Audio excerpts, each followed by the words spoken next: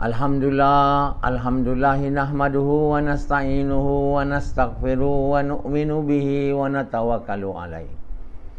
Wa na'udzu billahi min sururi anfusina wa min sayyiati a'malina. Man yahdihillahu fala mudilla lahu wa man yudlilhu fala hadiyalah. Asyhadu an la ilaha illallah wa asyhadu anna Muhammadan abduhu wa rasuluh. Sallallahu alaihi wasallam tabaraka wa sallama tasliman kasiran kasira amma ba'd. Bismillahirrahmanirrahim. Wa man ahsanu qawlan mimman da'a ila Allah wa amila salihan wa qala innani minal muslimin.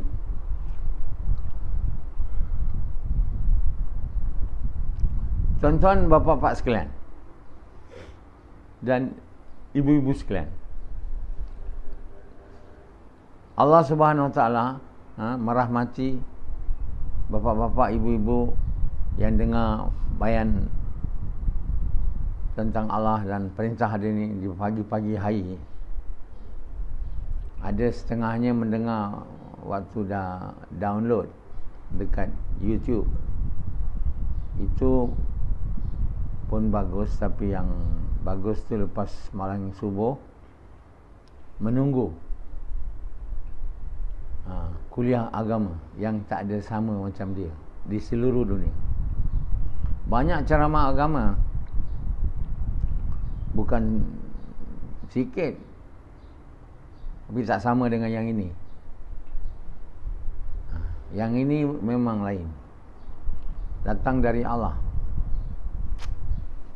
Sebelum saya ceramah, saya minta dengan Allah lah, suruh saya ceramah yang benar, perkara benar dengan cara benar, dalam bahasa Melayu yang baik atau bahasa Inggeris yang baik. Jadi Allah bagilah kat saya. Jadi kamu akan dengar bayan yang memberitahu yang benar aja. The plain truth. Tiada yang benar melainkan benar. The plain truth. Jadi kalau kita dengar yang benar, amal yang benar, cara yang benar, niat yang benar, untuk suka ke Allah, kita akan jadi orang yang benar. Jadi yang benar tu, perkataan yang benar ialah perkataan Allah lah. Dan perkataan Allah tu di Quran. Kamu kalau baca buku lain dari Quran, dia bukan benar. Ada yang benar kalau dia ikut Quran, tapi banyak tak benar. Jadi orang yang nak baca Quran, orang yang tak baca Quran macam ni, orang yang tak mau tahu yang benar, tak mau amal yang benar, tak akan jadi orang yang benar. Jadi lawan pada orang yang benar, orang yang palsu lah. Satu truth, satu falsehood. Jadi yang benar tempatnya di syurga, yang falsehood, yang tak benar tempatnya neraka. Jadi satu orang kena tahu, kalau saya mau jadi orang yang benar, saya mengamalkan yang benar. Saya tak boleh amal yang tak benar, jadi orang benar pula. Mana boleh. Nak jadi orang benar, kita kena tahu yang benar, amal yang benar, cara yang betul lah, cara yang Allah suka, yang benar. Dan niat yang benar. Niat yang benar untuk suka ke Allah. Cara yang benar, cara Muhammad SAW. Yang benar apa? Quran. Quran tu ialah tafsir kepada yang sangat benar, kemuncak segala kebenaran. Tiada Tuhan melainkan Allah. Jadi orang yang tak baca Quran, macam sepian ni, dah umur 48 tahun dia anjak-anjak untuk baca Quran, baru baca sikit aja. Sebelumnya tak pernah baca Quran. Tak pernah baca.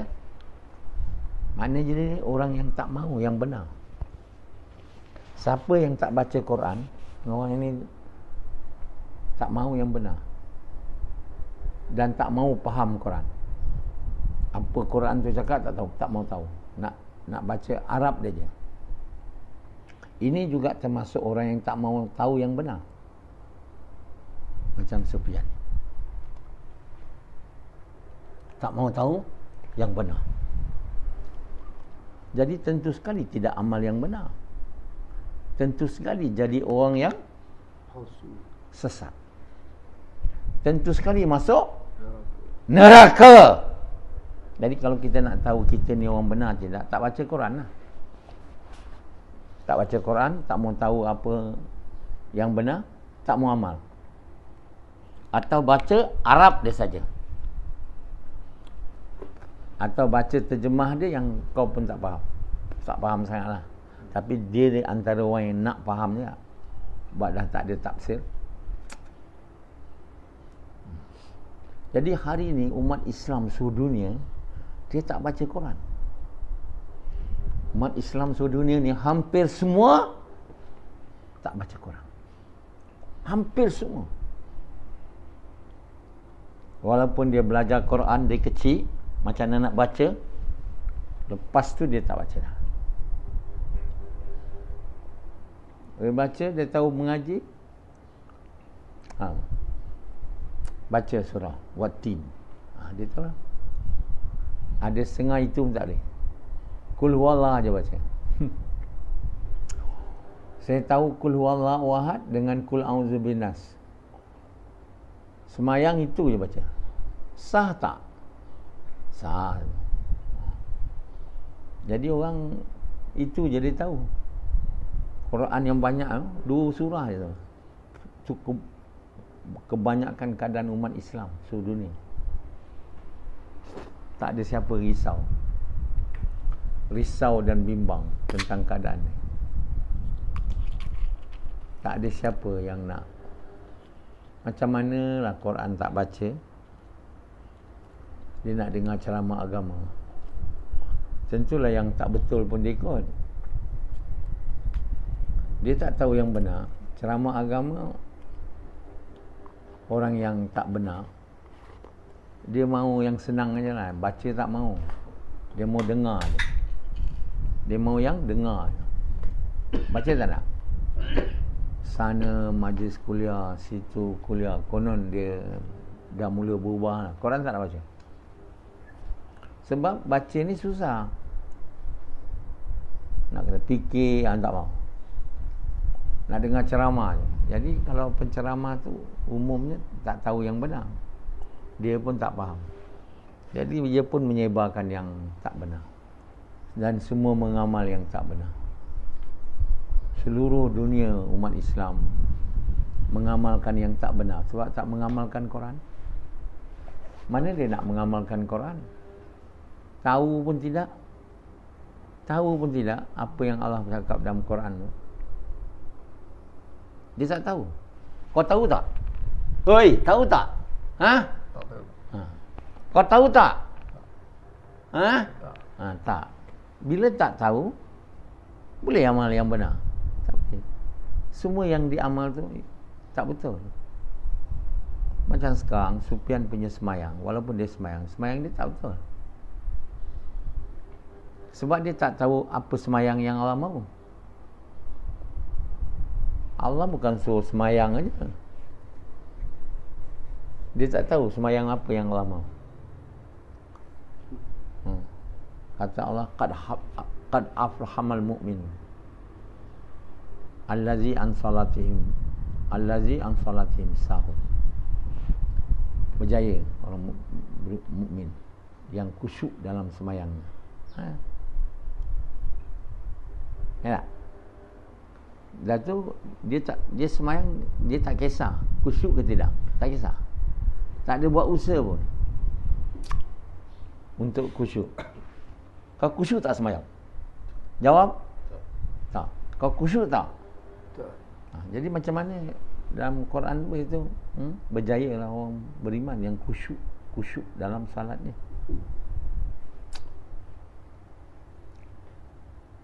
Jadi semayang je.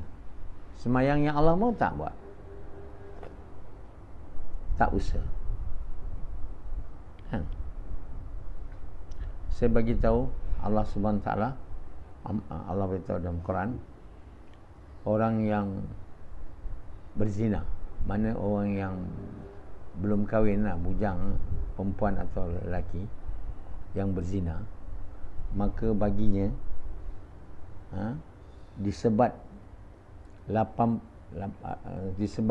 sebatan, dengan diperlihatkan sebatan tu di kumpulan orang beriman. Dan untuk mereka ni, dia tak boleh kahwin melainkan kepada yang penzina juga, yang lelakinya dan yang perempuannya. Dia tak tahu. Dia tak tahu. Dia semua penzina. Dululah kahwin dengan perempuan yang tak berzina juga dia. Quran kata kamu ni tak boleh kahwin dengan orang yang tak pernah berzina. Kamu kena kahwin dengan perempuan atau lelaki penzina atau penyembah berhala. Dia tak tahu. Yazid tak tahu. Ini tak tahu. Ini tak tahu. Ini tak tahu. Kenapa tak tahu? Sebab tak baca lah. Tak faham, tak baca. Maka tentu sekali lah tak amal. Yang faham baca pun tak tentu boleh amal. Kalau iman tak ada. Quran tu bagi tahu tu, nak bagi tahu siapa berzina, tolonglah. Kalau kamu nak lepas daripada azab Allah di akhirat, serahlah diri dekat mahkamah. Saya sudah berzina, silalah. Saya nak 100 sebat. Tak nak. Sebab baca tadi sibuk hukum hudud. Hukum hudud tu untuk kita, tak payah ada kerajaan. Kerajaan tak ada pun kita kena buat hukum hudud. Kita yang kena hudud, yang berzina. Bukannya kerajaan nak disebat 100 kali. Kerajaan kerana tak buat hukum hudud, kerajaan batil. Kerajaan di satu hal, di Quran tu bukan untuk kerajaan, untuk setiap orang. Kerajaan tu Quran tu diturunkan untuk setiap manusia lah. Siapa saja manusia, Islam atau tak Islam. Orang yang tak Islam tu yang tak ikut Quran lah. Dia tak mengucap. Allah suruh beriman kepada Allah, dia tak nak. Jadi manusia ni dua je, yang ikut Quran atau tak ikut Quran. Tapi Quran tu diturun untuk semua orang. Bukan Quran ni diturun untuk orang Islam yang bukan Islam tak payah amal Quran, tak ada. Oh, hukum hudud ni untuk orang Islam. Mana hukum hudud yang diberitahu oleh Allah dalam Quran ni untuk orang Islam? Mana untuk orang Islam pula? Dia untuk semua orang. Orang yang ikut namanya taat. Orang yang tak ikut namanya engkar. Faham? Jadi satu penzina yang tak mau sebatan 100 ni, yang tak, dan sebatan tu kena dilihat oleh sekumpulan, bukan semualah, sekumpulan. Mereka engkar lah. Orang tu engkar lah. Dan dia kahwin pula dengan perempuan yang bukan penzina. Dia engkar. Allah beritahu kamu kahwin dengan penzina atau penyembah berhala tu. Kenapa? Kenapa hukum tu jadi macam ni? Penyembah berhala atau penzina dia. Perempuan perzina pun dia tak boleh kahwin dengan lelaki lain melainkan penzina. Lelaki penzina pun dia tak boleh kahwin dengan yang lain melainkan dengan penzina atau penyembah berhala. Ada tahu tak? Ada tahu tak? Kenapa tak tahu? Dah lama hidup, berapa hidup? 53 tahun. Tak tahu. Kau tahu tak? See? Ini orang Islam yang suka buat dakwah. Orang Islam macam kamu ni, setengah mengatakan kamu ni macam Ashabul Kahfi. Mana Ashabul Kahfi? Pun tak tahu. Maknanya bila kamu tak tahu, kamu tak amal, kamu engkar. Kamu kahwin dengan perempuan yang suci, yang tak ni, kamu engkar, kamu tak boleh kahwin. Nah, kalau kamu penzina, sama ada ialah penzina ni maknanya bersetubuh dengan perempuan yang kita tak ada dinikahkan lah, namanya penzina lah kan. Atau dengan pelacur, atau kita suruh orang tu hisap konek kita, itu bukan penzina, mereka yang menghampiri zina. Dia pun kena kahwin dengan yang menghampiri zina je. Dia tak cakap kat situ, tapi dia pun tak boleh nak kahwin dengan perempuan suci. Satu orang dia membuat amalan menghampiri zina. Saya bilang, siapa yang kau suruh buat benda yang menghampiri zina kat engkau tu? Isteri saya sekarang, dia kata. Oh, patutlah kan? Tak? Yang dua orang ni dia penzina, kahwin pula dengan perempuan yang tak berzina, tak penzina. Jadi itu berdosa.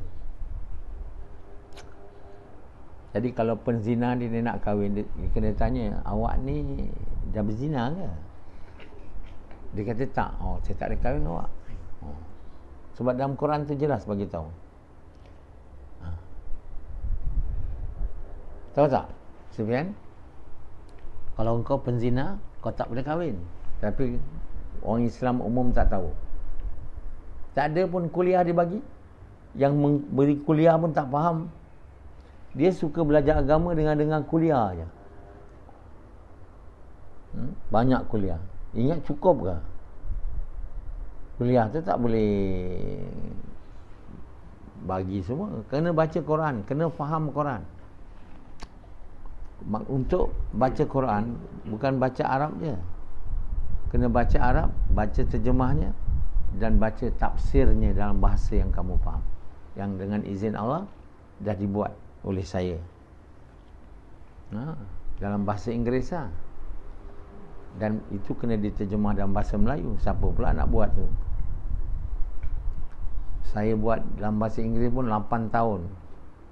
Ditambah setahun untuk edit. Saya edit sendiri dengan izin Allah. Orang lain tak boleh. Tak tahu? 9 tahun. Tak ada orang dalam dunia diberi oleh Allah taufik untuk tafsir Quran. Jadi Allah yang bagi izin saya buat. Untuk apa Allah izin saya buat ni? Supaya orang faham apa yang Allah mahu, apa Allah tak mahu. Supaya kita faham apa Allah mahu dan apa Allah tak mahu. Azri dia baca juga tafsir Ibnu Katsir. Sangat berbeza dari apa yang dia baca daripada tafsir saya. Betul tak? Betul tak Azhar? Nah, yang Ibnu Katsir tu tak bagi tahu apa Allah mahu. Dan apa Allah yang tak mahu, tak bagi tahu. Dia bagi tahu orang ni cakap ni, orang ni cakap ni. Jadi Sufyan orang bukan baca tafsir, baca Quran pun tidak. Ini orang Minang. Kenapa dia tak baca Quran? Sama? Sibuk dengan kerja? Kerja? Kerja apa? Dunia. Namanya orang cinta dunia, orang tak benar, palsu. Sibuk siang, malam, pagi, petang, kerja dunia. Jadi matlamat dia apa? Nak jadi kaya dan berjaya. Maksud hidup dia, Allah langsung tak ada lah. Jadi satu kawan Azri, bisnes, tawar Azri kerja. Maka Azri tanya saya, ada perintah tak bekerja dengan dia? Saya tanya Allah, tak ada. Dia pun bagi tahu kawan dia. Dia terperanjat kawan dia, menolak tawaran yang baik. Apa yang kau dah capai, dia kata. Sekarang ni apa yang kau dah capai, Azri? Aku ni nak tolong kau mencapai maksud. Azri pula budak yang tak berapa pandai. nak menerajah dia punya. Aziz cakap maksud hidup kita bukan dunia. Maksud kita nak jadi kasih Allah, orang beriman bang. Saya sekarang ni belum sampai lagi. Saya baru dapat aja sekarang. Itulah maksud. Saya menolak kerja kau tak ada gagal maksud saya. Malah menghalang. Kalau saya bekerja dengan kau ni, kau beri aku masa banyak, kerja sana, pergi situ, maka maksud saya untuk jadi kasih Allah terbengkalai lah. Sekarang saya disuruh oleh Prof, saya kerja part time setengah hari untuk saya kurangkan cinta dunia. Saya banyak cinta dunia, tapi dunia tak ada. Memang saya dunia tak ada. Bukan maknanya saya tak ada cinta. Kerana cinta dunia ni lah, cinta Allah tak masuk. Jadi rawatan dia kurangkan masa kerja dunia setengah hari je. Duit yang ada bukan simpan, belanja di jalan Allah. Bukan simpan. Lebih daripada perlu, semua dibelanjakan jalan Allah. Itulah rawatan yang diberi pada saya sekarang. Anak saya yang saya cinta disuruh bagi dekat orang. Saya ada 5 anak. Saya cinta mak, bapak tak ada, anak kerja disuruh bagi. Isteri saya sedia. Jadi bila hati kita kurang dari cinta selain Allah, dunia, anak, barulah ada ruang untuk kalimah masuk. Bila kita buat kerja dakwah macam mana Profesor Dr. Nasrah ajar. Kalau kita nak buat dakwah gas macam dia suruh cakap kalimah, tapi hati penuh dengan dunia, tak ada ruang lah dia masuk. Macam Rasidi, tak ada ruang nak masuk. Bertahun-tahun dia tak nak korban kerana dia kata aku miskin, cinta dunia banyak, mana kalimah nak masuk. Tak jadi beriman Muslim. Baru ni dia paksa diri dia korban, masuk sikit, dah jadi beriman Muslim, tahap rendah. Itu bukannya tinggi. Jadi dah berhenti dah, tak nak korban lagi dah. Cukup lah. Ini pun dah tak larat dah. Ini pun dah tak larat dah. Tak sanggup aku. Itu susah. Jadi kita punya matlamat kehidupan kita ialah menjadi kekasih Allah atau menjadi orang beriman beramal saleh. Itu umumnya ramai manusia mencapai tahap ni lah, beriman beramal saleh. Kekasih Allah ni sikit aja. Para ulul amri, ulul azmi, nabi-nabi. Dan dengan izin Allah, saya nak bagi tahu kamu, saya adalah kekasih Allah. Saya walaupun bukan Nabi, buat kerja macam Nabi, hidupkan agama. Abu Bakar radhiyallahu anhu, dia bukan Nabi je, dia ikut aja, agama dah hidup. Dia ikut Nabi. Saya ni memanglah ikut Muhammad, tapi mana ada jumpa dia, mana ada dengar ceramah dia. Saya Maulana Ilyas saja saya tak ada jumpa. Mana nak belajar dengan dia? Saya belajar dengan ulama-ulama yang dikatakan ikut Maulana Ilyas lah, itu je. Maulana Ilyas ni tak ada belajar saya. Jadi saya nak hidupkan agama. Itu je. Kerja yang saya buat ni macam Nabi-Nabi dulu lah. Macam Nabi Muhammad ya. Nabi Ibrahim. Jadi walaupun bukan Nabi, status saya tinggi. Out of nowhere. Daripada tak ada apa, start. Tentulah susah. Takkan senang pula. Abu Bakar, Omar, Osman, Ali, dia orang ikut aja. Saya tak sama status dengan dia orang. Saya status Nabi-Nabi yang out of nowhere agama nak dinaikkan. Sekarang ni mana ada agama nak dihidupkan. Jadi pertama sekali kena nak tahu apa nak buat. riwayat-riwayat tentang yang betul semua dah hilang. Baca hadis, tengok cerita macam mana Nabi buat, tak ada. Tak ada siapa tulis, tak ada siapa tahu. Yang ada dengar-dengar sikit Maulana Ilyas punya cakap sikit-sikit. Dari situlah menjadi macam benih lah nak di. Jadi yang ajar saya ialah Allah. Yang betul-betul ajar saya. Saya tak ada belajar dengan siapa pun. Siapa guru saya? Bagi tahu. Samad. Siapa guru saya? Allah. Ha? Siapa? Allah. Sebab tak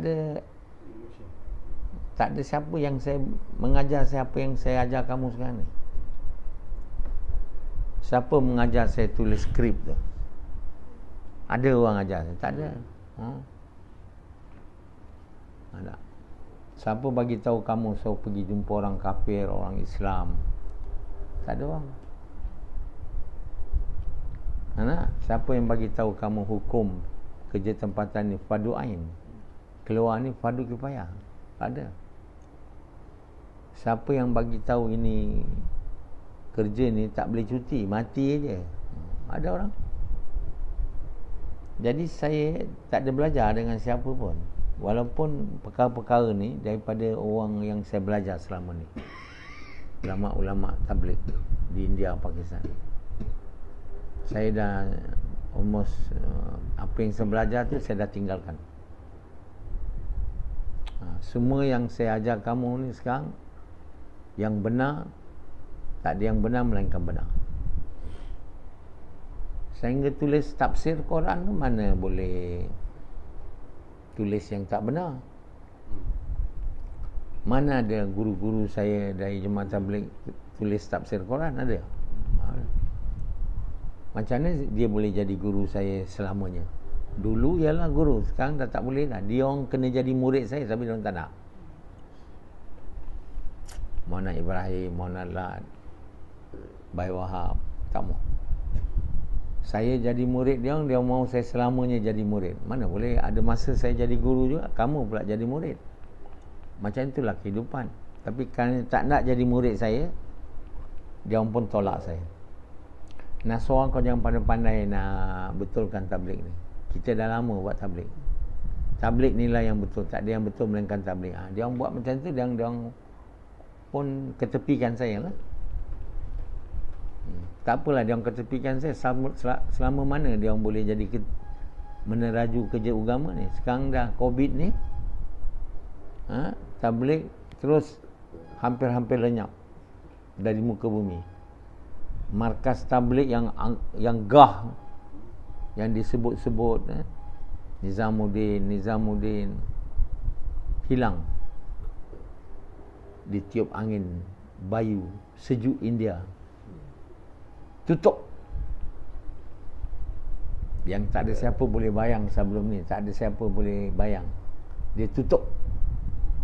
Yang menjaganya pun orang bukan Islam, boleh dibuka waktu semayang aja. Lepas tu keluar. Jadi kalau dah Nizamuddin tutup, takkan Sri Petaling buka pula. Sri Petaling patut tutup. Macam Nizamuddin. Tak boleh ada buat kerja dakwah ni. Kerja Jemaah Tabligh. Tak boleh ada madrasah kat situ. Kena ikutlah Nizamuddin. Nizamuddin tutup, Sri Petaling tutup lah. Apa yang nak buat? Usaha lagi. Yang ketua dia, markas dia, tutup. Nak markas-markas lain buka? Tak boleh, tutup. Arahan dari mana datang siang kat Sri Petaling ni? Dari mana arahannya? Monasaan pun dah hilang. Kalau dia orang kata ada, di mana ada orang tabligh di Malaysia ni, bagi tahu saya. PM saya. PM apa? Personal message saya. Di mana Monasaan sekarang? Bagi tahu saya di mana exactly betulnya. Bagi tahu saya, orang tabligh di Malaysia ni, di Sri Petaling, Ablacong semua tu, bagi tahu. Tak, kenapa tak nak bagi tahu? Dr. Nasrah kan orang tabligh. Apa nak takut? Di mana Maulana Sa'ad? Kalau kamu tak tahu, dia dua perkara je boleh berlaku.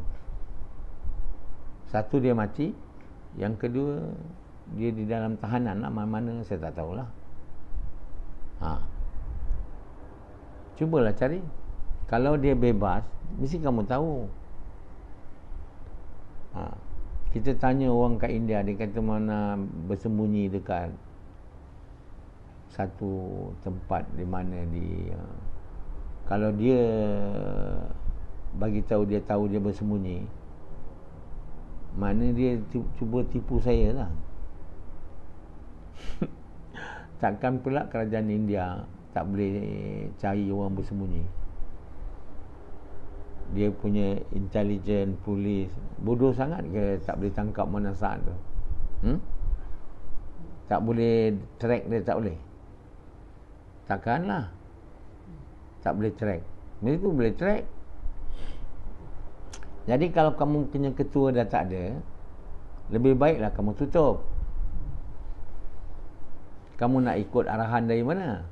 Quran tak ikut, Maulana Sa'ad tak ikut, ikut apa?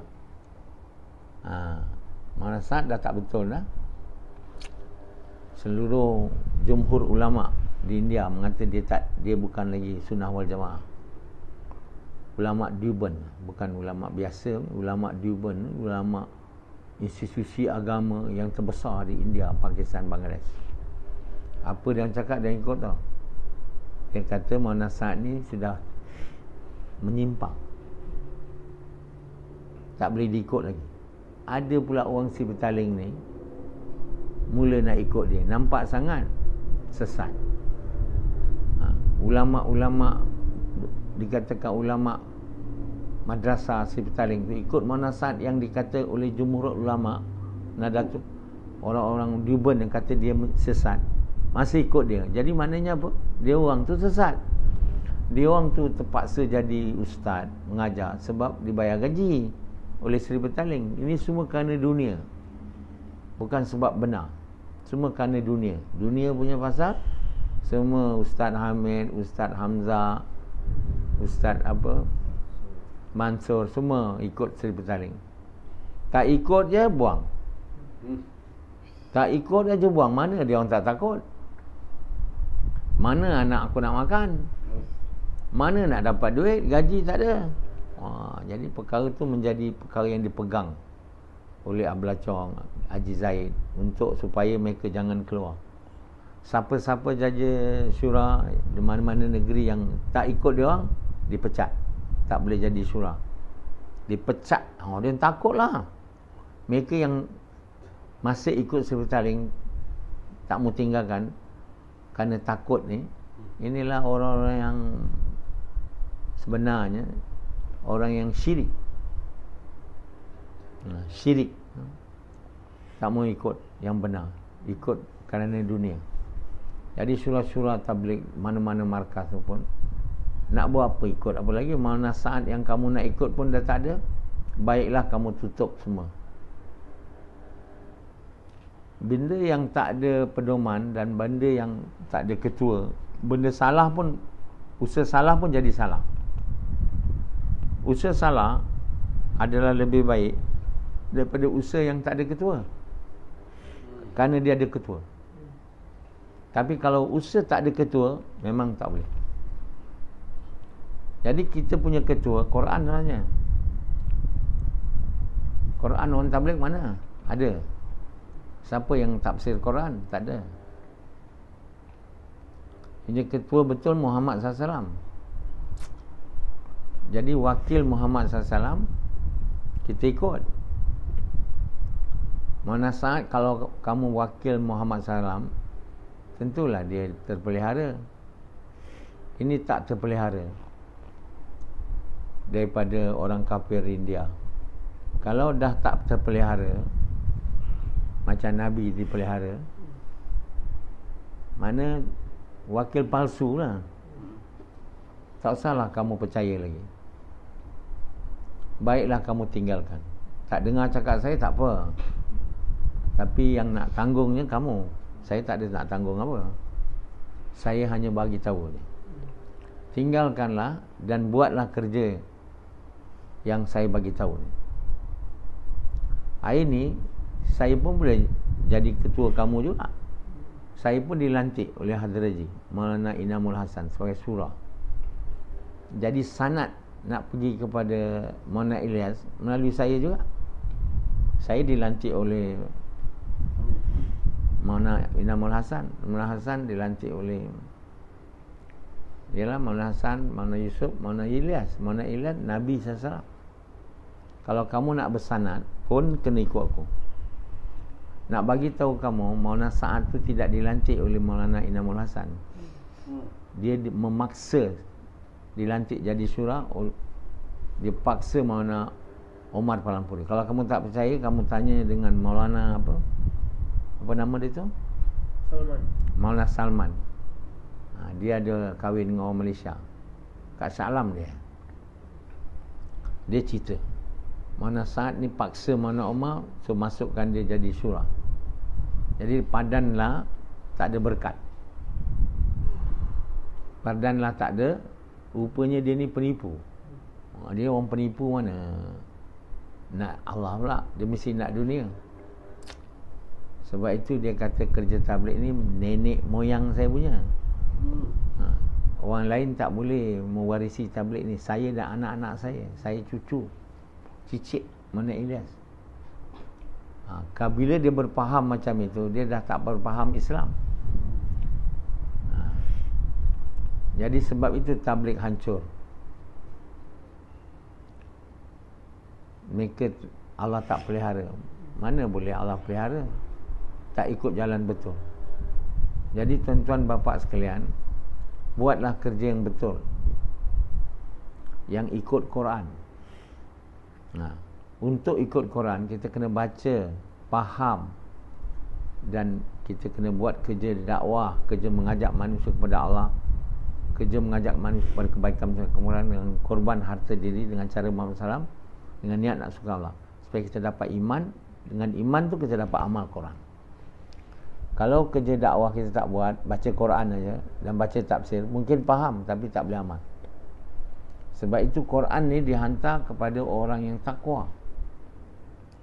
Untuk takwa kita kena ada iman pada yang gaib. Kita kena semayang dan kita kena korban harta diri untuk buat kerja dakwah. Kalau tidak, takwa tak ada, baca Quran, baca tafsir Quran saya, tapi tak boleh mungkin boleh faham tapi tak boleh amal. Bila tak boleh amal, kita tentulah berada jalan sesat. Yang pentingnya amal yang betul. Jadi atas perkara itu, semua orang jemaah tabligh ni yang berkorban banyak dah. Harta diri, minta cuti, keluar 4 bulan. Jangan buang masa. Sebelum mati, jadilah orang beriman, beramal saleh. Jadilah orang yang dicintai oleh Allah. Untuk itu tak ada jalan, melainkan kita kena ikut Quran. Kita kena dapat orang, kita kena jadi orang yang khusyuk sembahyang.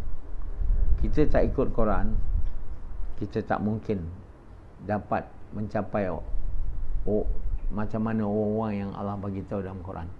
Berjayalah orang yang beriman, orang yang khusyuk di dalam sembahyang. Okey.